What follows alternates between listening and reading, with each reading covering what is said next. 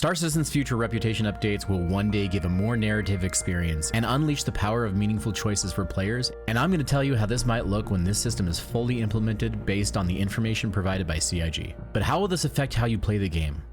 Now, I've spent the last few days researching Reputation in Star Citizen and how it will be made better in the future based on the Reputation AMA 2 years ago. And I started to realize that the updates that they're planning for Reputation will take the game to a whole new level.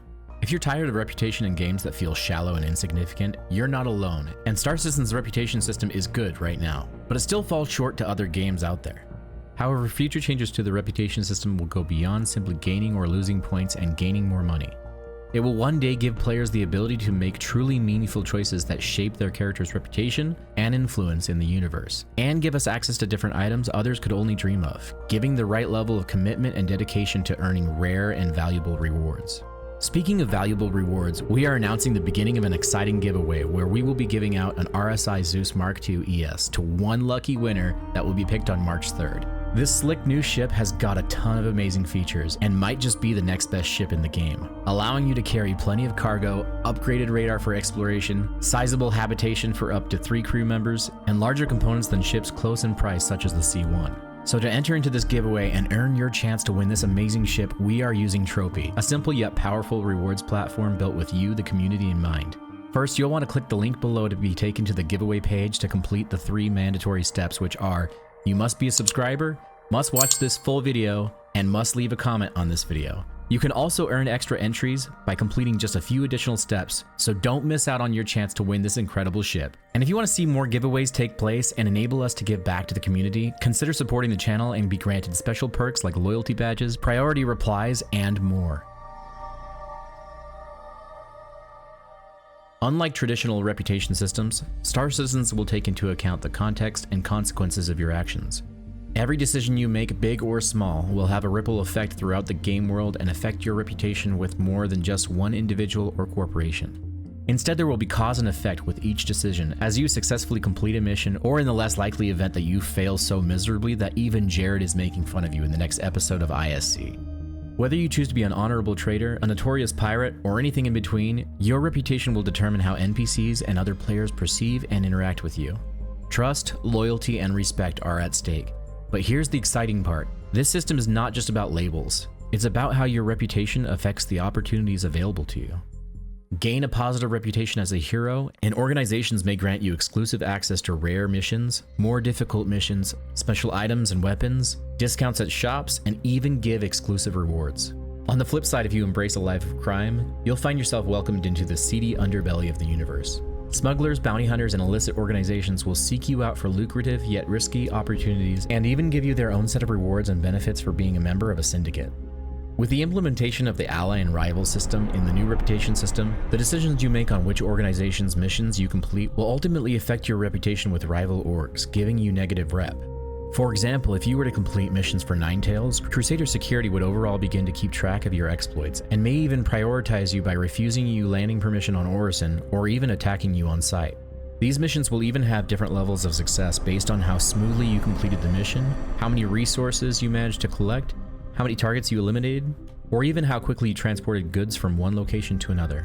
This rewards players for how well they did the job, or hurts players for how many issues they may have just caused the mission giver. Orgs will even offer players special privileges with a high enough level of reputation where other players would not.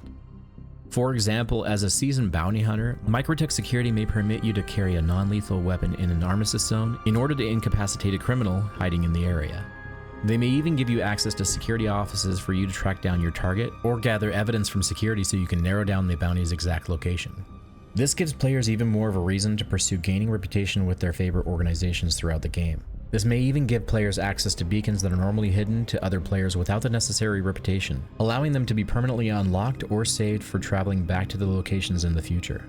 CIG intends to make reputation one of the main progression gates within the game, and plans to make it a critical aspect of earning favor with other organizations, as well as giving you consequences for the company you keep or the missions you decide to complete. While you will still be allowed to travel throughout the verse without any artificial walls, there may be situations where you made some questionable decisions, and now the security in the system you're traveling in is quite noticeably beginning to hinder your freedom of travel, and or trying to destroy you or arrest you because you recently just completed a mission from a known crime lord. What are some other special privileges that you want to see players be given for higher rep? Let me know in the comments below. Player organizations will also be affected by the reputation system by having their own affinity, confidence, and career levels with the other NPCs and mission givers, introducing even more complex situations where the actions of people in your org may even affect how other NPCs or their orgs view you. To what level your org affects your own personal reputation and vice versa remains to be seen, but could have large implications on which orgs you join and what player orgs do in response to actions of select individuals or even the actions of the org as a whole. I believe this to be a great addition to reputation and will foster teamwork within player organizations. This could even introduce issues within orgs when the actions of a few players get out of control, forcing the org to make quick and even rash decisions based on the level of severity and the impact they've caused to the org. And when could we expect to get our hands on a system where we will be able to create roles, permissions, implement taxes, or post jobs for our own organizations in-game? This is a highly anticipated feature that I would really like to see soon. When things just don't seem to go your way, or you just can't help but constantly make bad decisions that even your own fathers would frown on, you may also wonder how you might be able to get some NPCs or orgs to be okay with your life choices. In some cases, according to CIG, you will be able to offer monetary bribes to your boss, bring that weird guy in HR a 12-pack of his favorite beer, or even bring Karen at the reception desk a slick new red stapler, so they can look the other way in regards to your recent behavior. This opens up a new realm of gameplay where you might even be able to get enough reputation that you can charm your way through a few locked doors in order to steal data or information from organizations or NPCs, download it into your mobiGlass, and walk out the front door with no one the wiser. But what other options do you think this will give us in the future? Let me know in the comments. Positive and even negative reputations will also decay over time if you're not accepting missions, and your rep level can eventually return to neutral, making it so one day those same orgs and NPCs will forget how great you are, or even how awful of a person you were. Now, while reputation decays over time in the current version of the game, this will become even more important in the future once all of the updates to missions and mission givers are in.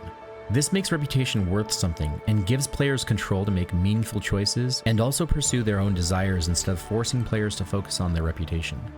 It also introduces consequences for negative actions as well, and may even make us as players heavily consider which organizations and mission givers we associate with and what consequences may follow afterwards. Star Citizen's reputation system is all about freedom and agency. You're not just choosing a path, you're writing your own story in a living, breathing universe. As you navigate this vast and dynamic galaxy, your reputation will evolve accordingly. Your choices will influence the course of events, shape alliances, and determine your destiny. This will even one day affect where you can go freely in the verse, and may either remove or add roadblocks in your path as you travel. All of these updates to the reputation system will give players opportunities to unlock access to different items, ships, special paints, and possibly even more powerful components and weapons. As we haven't seen S-tier components yet, it might be safe to assume that we'll see them in the future, and there will undoubtedly be more weapons added as well. As more missions are added to the game and updates to the reputation are made, professions such as mining, cargo hauling, transportation, medical, salvage, and many others will have more NPC organizations added that players can work towards raising their rep with, and will also have their own rivals, which will slowly begin to make the universe feel even more alive and create an even more exciting gameplay experience for players.